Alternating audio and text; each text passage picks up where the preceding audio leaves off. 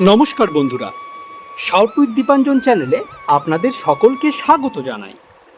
আপনারা শুনছেন শ্রীম কথিত শ্রী শ্রী রামকৃষ্ণ কথামৃত ৬৭তম পর্ব নিয়ে আপনাদের কাছে চলে এসেছি। চলুন আজকের পর্বটি শুরু করা যাক।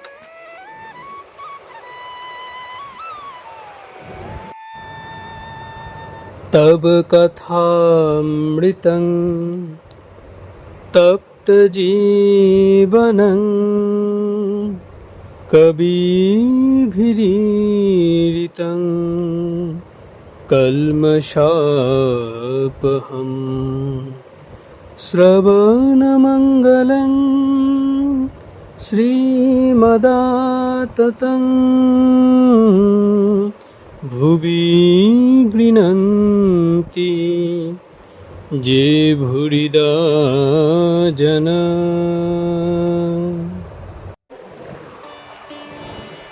চতুর্থ পরিচ্ছেদ। পূর্বকথা। লক্ষ্মীনারায়ণের 10,000 টাকা দিবার কথায় শ্রীরামকৃষ্ণের অচৈতন্য হওয়া, সন্ন্যাসীর কঠিন নিয়ম, শ্রীরামকৃষ্ণ মারোয়ারির প্রতি ত্যাগীর বড় কঠিন নিয়ম। কামিনী কাঞ্চনের সংস্রব লেশ মাত্রও থাকবে না। টাকা নিজের হাতে তো লবে না, আবার কাছেও রাখতে দেবে না।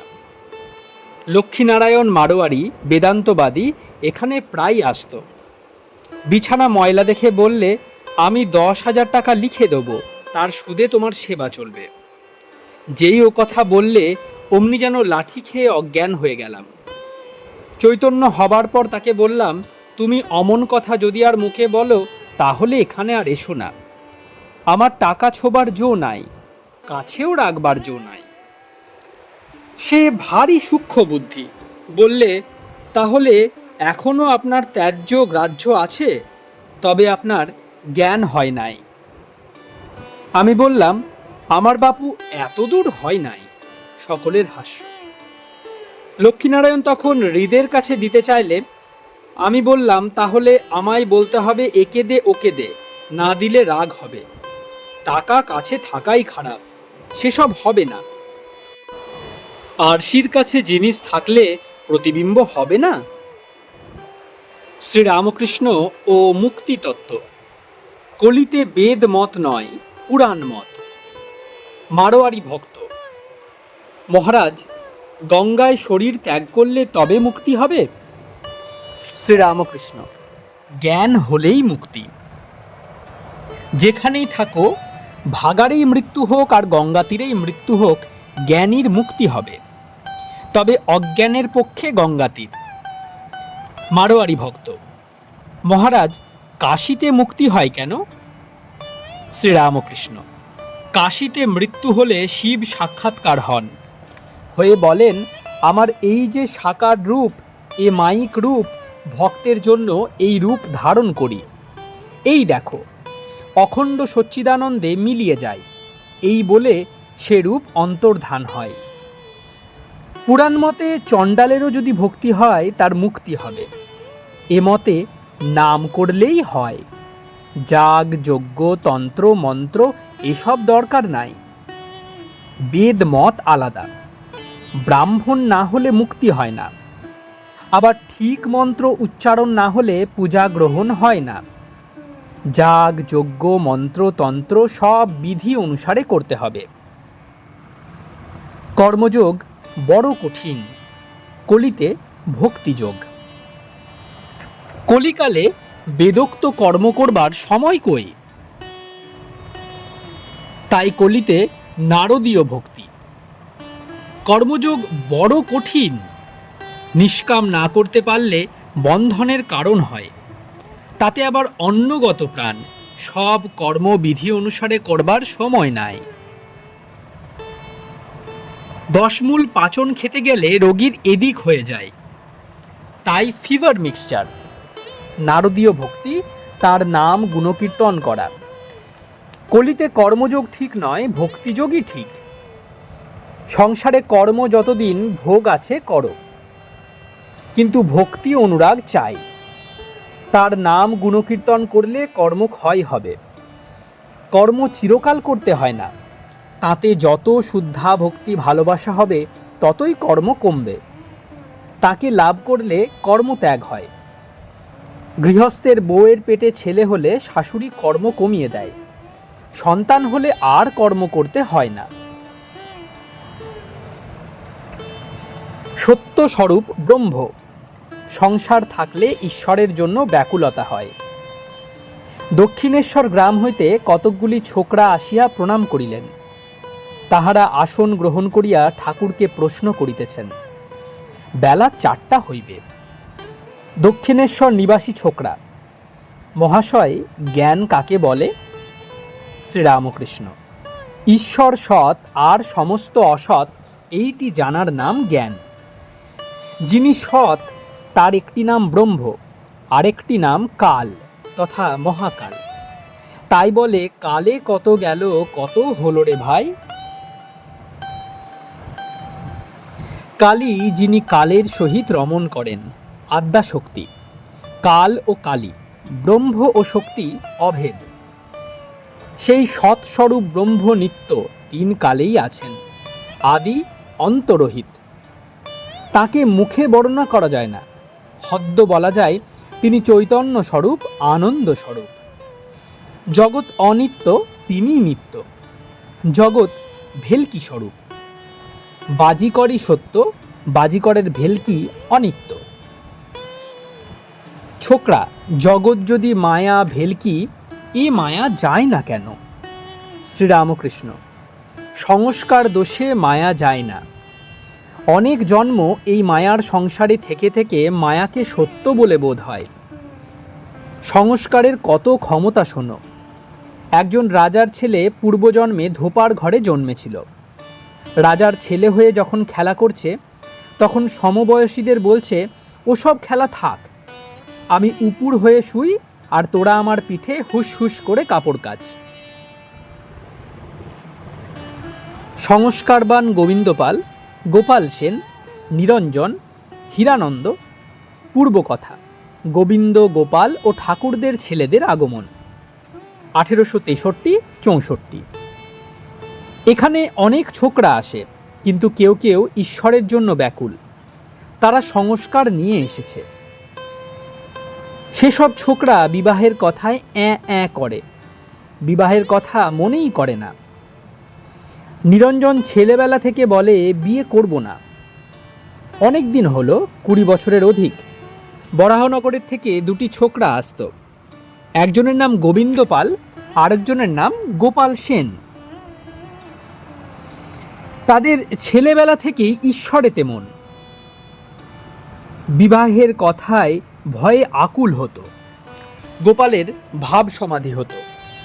বিষয় দেখলে কুণ্ঠিত হতো, যেমন ইঁদুর বিড়াল দেখে কুণ্ঠিত হয়। যখন ঠাকুরদের ছেলেরা ওই বাগানে বেড়াতে এসেছিল, তখন কুঠির ঘরের দ্বার বন্ধ করলে পাছে তাদের সঙ্গে কথা কইতে হয়।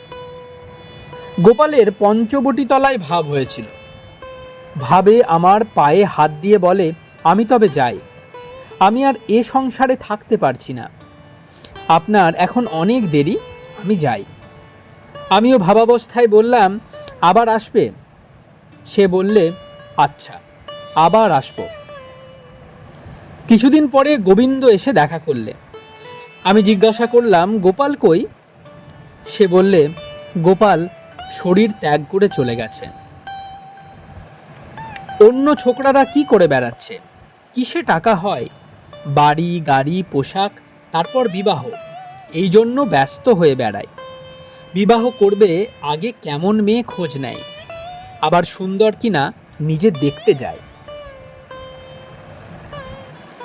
একজন আমায় বড় নিন্দে করে, কেবল বলে ছোকরাদের ভালোবাসি।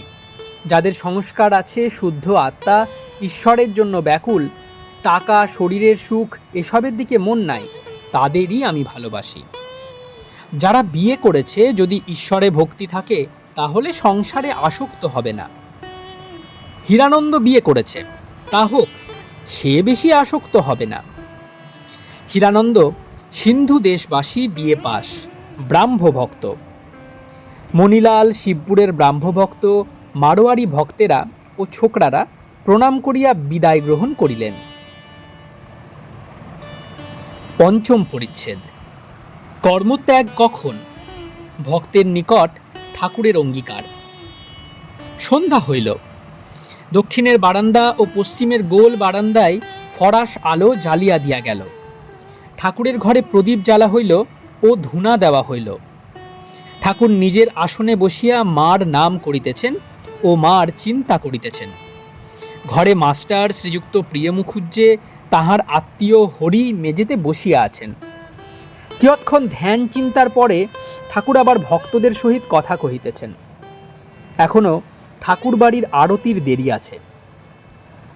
বেদান্ত ও শ্রীরামকৃষ্ণ, ওমকার ও সমাধি, তত্ত্বমসি, ওম তৎসৎ। শ্রীরামকৃষ্ণ মাস্টারের প্রতি, যে নিশিদিন তার চিন্তা করছে তার সন্ধ্যার কি দরকার? ত্রিসন্ধ্যা যে বলে কালী পূজা, সন্ধ্যা সে কি চায়? সন্ধ্যা তার সন্ধানে ফেরে, কভু সন্ধি নাহি পায়। দয়াব্রত দান আদি আর কিছু না মনে লয়, মদনেরই যাগযজ্ঞ ব্রহ্মময়ীর রাঙা পায়। সন্ধ্যা গায়ত্রীতে লয় হয়, গায়ত্রী ওঙ্কারে লয় হয়। একবার ওং বললে যখন সমাধি হয় তখন পাকা। ঋষিকেশে একজন সাধু সকালবেলায় উঠে ভারী একটা ঝর্ণা তার কাছে গিয়ে দাঁড়ায়। সমস্ত দিন সেই ঝর্ণা দেখে আর ঈশ্বরকে বলে, বাহ বেশ করেছ, বাহ বেশ করেছ, কি আশ্চর্য। তার জন্য জপ তপ নাই। আবার রাত্রি হলে কুটিরে ফিরে যায়। তিনি নিরাকার কি সাকার সেসব কথা ভাববারই বা কি দরকার? নির্জনে গোপনে ব্যাকুল হয়ে কেঁদে কেঁদে তাকে বললেই হয়, হে ঈশ্বর, তুমি যে কেমন তাই আমায় দেখা দাও। তিনি অন্তরে বাহিরে আছেন, অন্তরে তিনি আছেন। তাই বেদে বলে তত্ত্বমসি, সেই তুমি। আর বাহিরেও তিনি।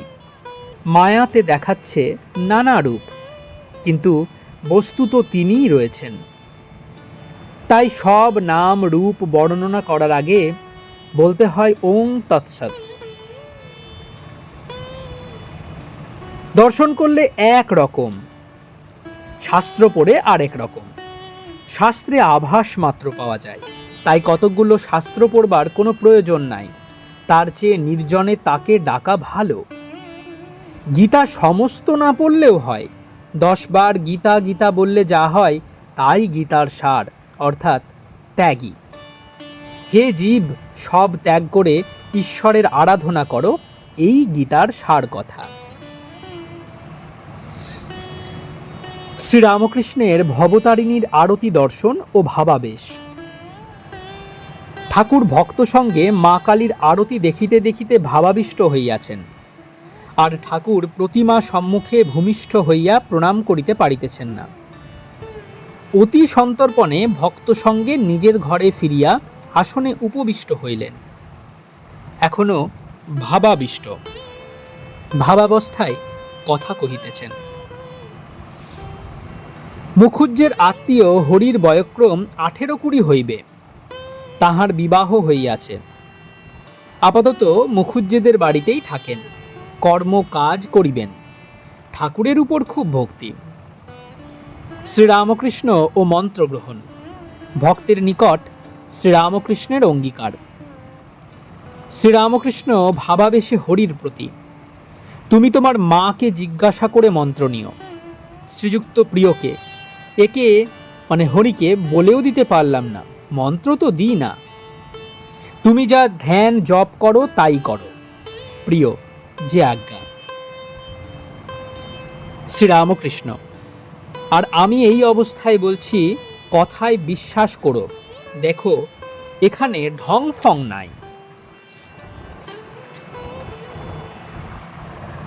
আমি ভাবে বলছি, মা, এখানে যারা আন্তরিক টানে আসবে তারা যেন সিদ্ধ হয়। সিটির মহেন্দ্র কবিরাজ বারান্দায় বসিয়া আছেন। শ্রীযুক্ত রামলাল হাজরা প্রভৃতির সঙ্গে কথা কহিতেছেন। ঠাকুর নিজের আসন হইতে তাহাকে ডাকিতেছেন, মহিন্দর, মহিন্দর। মাস্টার তাড়াতাড়ি গিয়া কবিরাজকে ডাকিয়া আনিলেন। শ্রীরামকৃষ্ণ কবিরাজের প্রতি, বসো না, একটু শোনো। কবিরাজ কিঞ্চিৎ অপ্রস্তুত হইয়া উপবেশন করিলেন ও ঠাকুরের অমৃতোপম কথা শ্রবণ করিতে লাগিলেন। নানা ছাঁদে সেবা। বলরামের ভাব। গৌরাঙ্গের 3 অবস্থা। শ্রীরামকৃষ্ণ ভক্তদের প্রতি, তাকে নানা ছাঁদে সেবা করা যায়। প্রেমিক ভক্ত তাকে নানা রূপে সম্ভোগ করে। কখনো মনে করে তুমি পদ্ম আমি অলি, কখনো তুমি সচ্চিদানন্দ আমি মিন। প্রেমিক ভক্ত আবার ভাবে আমি তোমার নৃত্যকী, আর তার সম্মুখে নৃত্যগীত করে। কখনো সখী ভাব বা দাসী ভাব, কখনো তার উপর বাৎসল্য ভাব যেমন যশোদার, কখনো বা পতিভাব মধুর ভাব যেমন গোপীদের। বলরাম কখনো সখার ভাবে থাকতেন, কখনো বা মনে করতেন আমি কৃষ্ণের ছাতা বা আসন হয়েছি। সব রকমে তার সেবা করতেন। ঠাকুর প্রেমিক ভক্তের অবস্থা বর্ণনা করিয়া কি নিজের অবস্থা বলিতেছেন? আবার চৈতন্যদেবের 3টি অবস্থা বর্ণনা করিয়া ইঙ্গিত করিয়া বুঝি নিজের অবস্থা বুঝাইতেছেন। শ্রীরামকৃষ্ণ চৈতন্যদেবের 3টি অবস্থা ছিল। অন্তর্দশায় সমাধিস্থ বাহ্য শূন্য, অর্ধবাহ্য দশায় আবিষ্ট হইয়া নৃত্য করতে পারতেন, কিন্তু কথা কইতে পারিতেন না। বাহ্য দশায় সংকীর্তন। ভক্তদের প্রতি, তোমরা এই সব কথা শুনছ, ধারণার চেষ্টা করবে। বিষয়ীরা সাধুর কাছে যখন আসে তখন বিষয় কথা বিষয় চিন্তা একেবারে লুকিয়ে রেখে দেয়, তারপর চলে গেলে সেইগুলি বার করে। পায়রা মটর খেলে মনে হলো যে ওর হজম হয়ে গেল, কিন্তু গলার ভিতর সব রেখে দেয়। গলায় মটর গিরগির করে। সন্ধ্যাকালীন উপাসনা, শ্রীরামকৃষ্ণ ও মুসলমান ধর্ম, জপ ও ধ্যান। সব কাজ ফেলে সন্ধ্যার সময় তোমরা তাকে ডাকবে। অন্ধকারে ঈশ্বরকে মনে পড়ে, সব এই দেখা যাচ্ছিল। কে এমন করলে?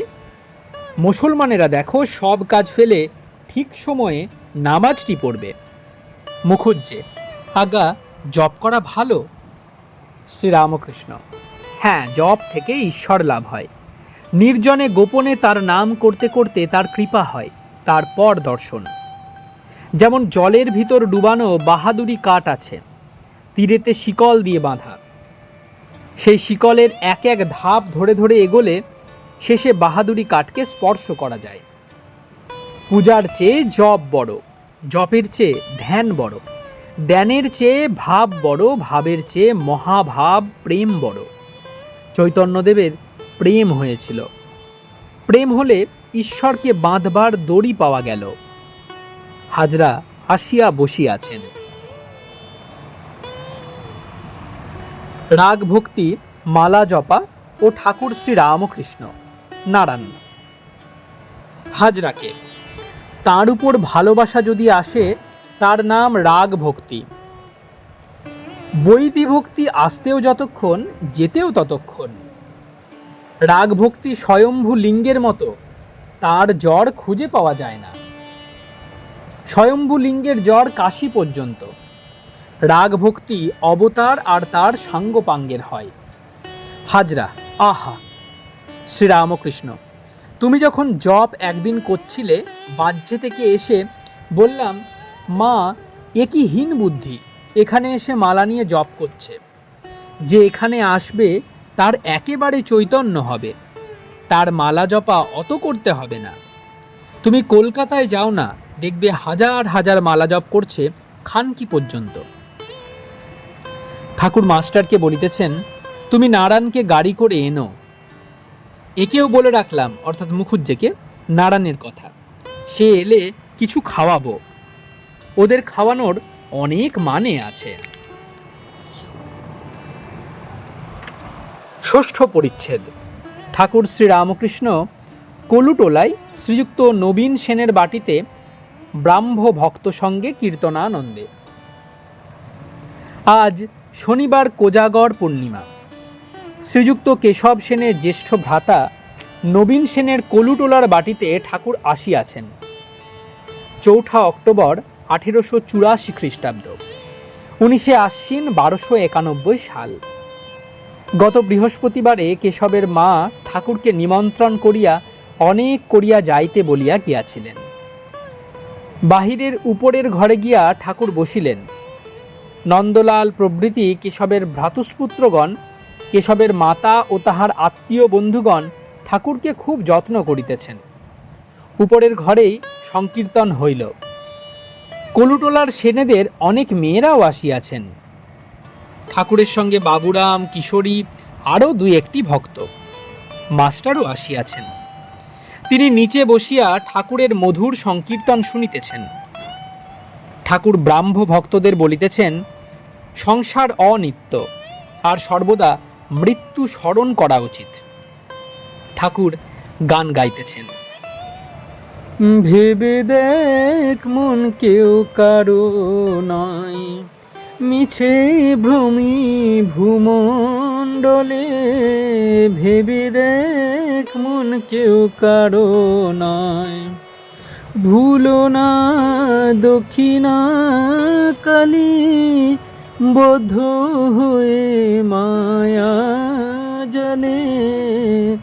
ভেবে দেখ মন কেউ কারো নয়, মিছে ভ্রম ভূমণ্ডলে।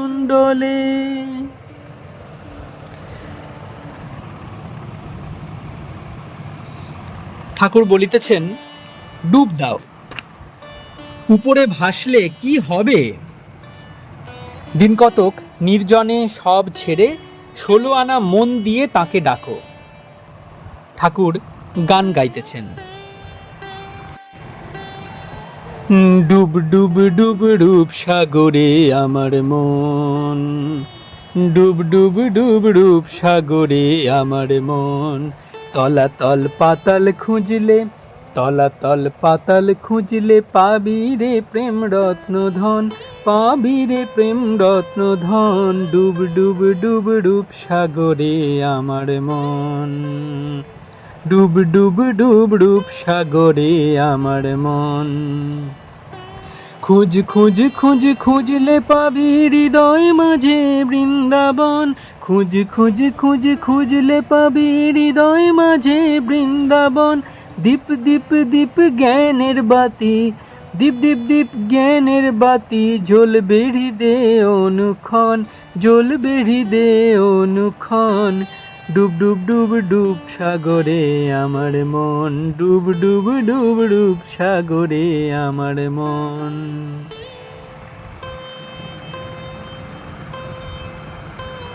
ঠাকুর ব্রাহ্ম ভক্তদের তুমি সর্বস্ব আমার এই গানটি গাইতে বলিতেছেন। তুমি সর্বস্ব আমার হে নাথ, প্রাণাধার সারাৎসার, নাহি তোমা বিনে কেহ ত্রিভুবনে আপনার বলিবার। ঠাকুর নিজে গাইতেছেন। যশোদা নাচাত গো মা বলে নীলমণি, সেরূপ লুকালে কোথা করাল বদনী। একবার নাচো গো শ্যামা অসি ফেলে বাঁশি লয়ে, মুন্ডমালা ফেলে বনমালা লয়ে। তোর শিব বলরাম হোক তেমনি তেমনি তেমনি করে নাচ গো শ্যামা। যেরূপে ব্রজ মাঝে নেচেছিলি, একবার বাজা গো মা তোর মোহন বেনু। যে বেনু রবে গোপীর মন ভুলিত, যে বেনু রবে ধেনু ফিরাতিস। যে বেনু রবে যমুনা উজান বয়, গগনে বেলা বাড়িত, রানীর মন ব্যাকুল হতো। বলে ধর ধর ধর ধর রে গোপাল, ক্ষীর স্বর নবনী। এলায়ে চাঁচর কেশ রানী বেঁধে দিত বেনি। শ্রীরামের সঙ্গে নাচিতে ত্রিভঙ্গে গোমা, আবার তাথইয়া তাথইয়া তাতা থইয়া থইয়া বাজত নূপুর ধ্বনি।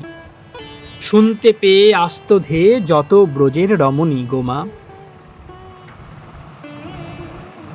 এই গান শুনিয়া কেশব ওই সুরের একটি গান বাঁধাইয়াছিলেন। ব্রাহ্মভক্তেরা খোল করতালি সংযোগে সেই গান গাইতেছেন। কত ভালোবাসো গো মা মানব সন্তানে, মনে হলে প্রেম ধারা বহে দুনয়নে। তাহারা আবার মায়ের নাম করিতেছেন। 1 অন্তরে জাগিছ গো মা অন্তর্যামিনী, কোলে করে আছো মোরে দিবস যামিনী। 2 কেন রে মন ভাবিস এত দিনহীন কাঙালের মতো, আমার মা ব্রহ্মাণ্ডেশ্বরী সিদ্ধেশ্বরী ক্ষেমঙ্করী। ঠাকুর এইবার হরিনাম ও শ্রী গৌরাঙ্গের নাম করিতেছেন ও ব্রাহ্ম ভক্তদের সহিত নাচিতেছেন। 1 মধুর হরিনাম নশেরে, জীব যদি সুখে থাকবি। 2 গৌর প্রেমের ঢেউ লেগেছে গায়, হুঙ্কারে পাষণ্ড দলন এ ব্রহ্মাণ্ড তলিয়ে যায়। 3 ব্রজে যায় কাঙাল বেশে, কৌপিন দাও হে ভারতী। গৌর নিতাই তোমরা দুভাই পরম দয়াল হে প্রভু। এটি 4 নম্বর। 5 হরি বলে আমার গৌর নাচে। 6 কে হরিবোল বলিয়ে যায়, যারে মাধায় জেনে আয়, আমার গৌর যায় কি নিতাই যায় রে। যাদের সোনার রূপুর রাঙা পায়, যাদের ন্যাড়া মাথা ছেঁড়া কাঁথারে, যেন দেখি পাগলের প্রায়। ব্রাহ্মভক্তেরা আবার গাইতেছেন। কত দিনে হবে সে প্রেম ও সঞ্চার, হয়ে পূর্ণকাম বলবো হরিনাম, নয়নে বহিবে প্রেম ও অশ্রুধার। ঠাকুর উচ্চ সংকীর্তন করিয়া গাহিতেছেন ও নাচিতেছেন। 1 যাদের হরি বলতে নয়ন ঝরে, তারা তারা দু ভাই এসে ছেড়ে, যারা মার খেয়ে প্রেম যাচে তারা, যারা আপনি কেঁদে জগৎ কাঁদায়। 2 নদে টলমল টলমল করে ওই গৌর প্রেমের হিল্লোলেরে। ঠাকুর মার নাম করিতেছেন। গো আনন্দময়ী হয়ে আমায় নিরানন্দ করো না। ব্রাহ্মভক্তেরা তাহাদের 2টি গান গাহিতেছেন। 1 আমায় দে মা পাগল করে। 2 চিদাকাশে হলো পূর্ণ প্রেম ও চন্দ্রোদয় হে। দ্বাবিংশ খণ্ড। দক্ষিণেশ্বর মন্দিরে বাবুরাম, মাস্টার, নীলকণ্ঠ, মনমোহন প্রভৃতি ভক্ত সঙ্গে। প্রথম পরিচ্ছেদ। হাজরা মহাশয়, অহৈতুকী ভক্তি। ঠাকুর শ্রীরামকৃষ্ণ দক্ষিণেশ্বর মন্দিরে ভক্ত সঙ্গে মধ্যাহ্ন সেবার পর নিজের ঘরে বসিয়া আছেন। কাছে মেঝেতে মাস্টার, হাজরা, বড়কালী, বাবুরাম, রামলাল, মুখুজ্জেদের হরি প্রভৃতি কেহ বসিয়া কেহ দাঁড়াইয়া আছেন। শ্রীযুক্ত কেশবের মাতা ঠাকুরানীর নিমন্ত্রণে গতকল্য তাহাদের কলুটোলার বাড়িতে গিয়া ঠাকুর খুব কীর্তনানন্দ করিয়াছিলেন। শ্রীরামকৃষ্ণ হাজরার প্রতি, আমি কাল কেশব সেনের এ বাটিতে বেশ খেলুম, বেশ ভক্তি করে দিলে। হাজরা মহাশয় ও তত্ত্বজ্ঞান, হাজরা ও তর্কবুদ্ধি। হাজরা মহাশয় অনেক দিন ঠাকুরের কাছে রহিয়াছেন। আমি জ্ঞানী এই বলিয়া তাহার একটু অভিমান আছে। লোকজনের কাছে ঠাকুরের একটু নিন্দা করাও হয়। এদিকে বারান্দাতে নিজের আসনে বসিয়া এক মন হইয়া মালা জপ করেন। চৈতন্যদেবকে হালের অবতার বলিয়া সামান্য জ্ঞান করেন। বলেন, ঈশ্বর যে শুদ্ধ ভক্তি দেন তা নয়, তাহার ঐশ্বর্যের অভাব নাই, তিনি ঐশ্বর্যও দেন। তাকে লাভ করিলে অষ্টসিদ্ধি প্রভৃতি শক্তিও হয়। বাড়ির দরুন কিছু দেনা আছে প্রায় 1000 টাকা, সেগুলোর জন্য তিনি ভাবিত আছেন। বড়কালী অফিসে কর্ম করেন, সামান্য বেতন। ঘরে পরিবার, ছেলেপুলে আছে। পরমহংস দেবের উপর খুব ভক্তি। মাঝে মাঝে অফিস কামাই করিয়াও তাহাকে দর্শন করিতে আসেন। বড়কালী হাজরার প্রতি, তুমি যে কোষ্টি পাথর হয়ে কে ভালো শোনা কে মন্দ শোনা পরখ করে করে বেড়াও, পরের নিন্দা অত করো কেন? হাজরা, যা বলতে হয় ওর কাছেই বলছি। শ্রীরামকৃষ্ণ, তা বটে। হাজরা তত্ত্বজ্ঞান মানে ব্যাখ্যা করিতেছেন। হাজরা, তত্ত্বজ্ঞান মানে কি না 24 তত্ত্ব আছে এইটি জানা। একজন ভক্ত। 24 তত্ত্ব কি কি? হাজরা, পঞ্চভূত, 6 রিপু, 5টা জ্ঞানেন্দ্রিয়, 5টা কর্মেন্দ্রিয়, এইসব। মাস্টার ঠাকুরকে সহাস্যে ইনি বলছেন 6 রিপু 24 তত্ত্বের ভিতরে। শ্রীরামকৃষ্ণ সহাস্যে, ওই দেখো না, তত্ত্বজ্ঞানের মানে কি করছে আবার দেখো। তত্ত্বজ্ঞান মানে আত্মজ্ঞান। তৎ মানে পরমাত্মা, ত্বং মানে জীবাত্মা। জীবাত্মা আর পরমাত্মা এক জ্ঞান হলে তত্ত্বজ্ঞান হয়। হাজরা কিয়ৎক্ষণ পরে ঘর হইতে বারান্দায় গিয়া বসিলেন। শ্রীরামকৃষ্ণ মাস্টার প্রভৃতিকে ও কেবল তর্ক করে, এই একবার বেশ বুঝে গেল, আবার খানিক পরে যেমন তেমনই। বড় মাছ জোর করছে দেখে আমি সুতো ছেড়ে দিই, তা না হলে সুতো ছিঁড়ে ফেলবে, আর যে ধরেছে সে শুদ্ধ জলে পড়বে। আমি তাই আর কিছু বলি না।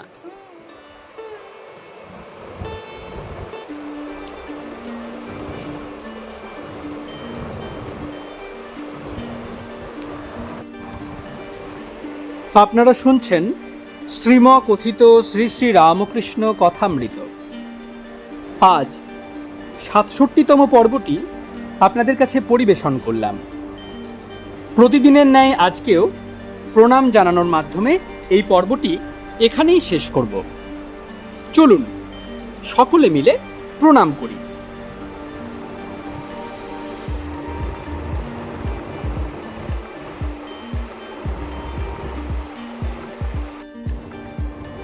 নিরঞ্জনং নিত্যমনন্তরূপং ভক্তানুকম্পা ধৃতবিগ্রহং বৈ ঈশাবতারং পরমেশমিডং তং রামকৃষ্ণং শিরসা নমামি।